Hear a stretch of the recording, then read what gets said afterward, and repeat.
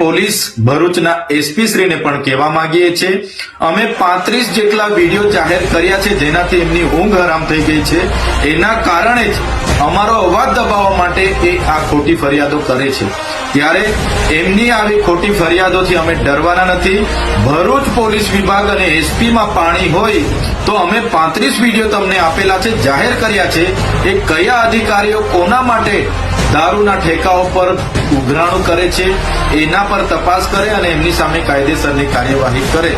ચૈતરભાઈ વસાવા એમની ટીમ પર એફઆઈઆર કરવાથી અમારો અવાજ દબાઈ જવાનો નથી.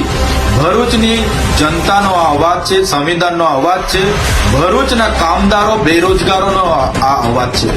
તમારી એફઆઈઆરોથી અમે, તમારી જેલોથી અમે ડરવાના નથી. આવનારા દિવસોમાં અમે તમારી જેલો માટે પણ આવીએ છીએ. તમારી જેલો મોટી કરી દેજો. જ્યારે હજારોની સંખ્યામાં પણ જેલમાં બેસવાનું થશે ત્યારે પણ અમે તમારી જેલોમાં બેસીશું. અને પોલીસ અધિકારીઓને ખાસ કહેવા માંગીએ છીએ, સરકારો બદલાતી રહી છે, તમારે તમારો પગાર એ પ્રજાના ટેક્સમાંથી આવે છે, એટલે નિષ્પક્ષ કાર્યવાહી કરો, તટસ્થ કાર્યવાહી કરો. કોઈના ચમચાગીરી કરવાની જરૂર નથી.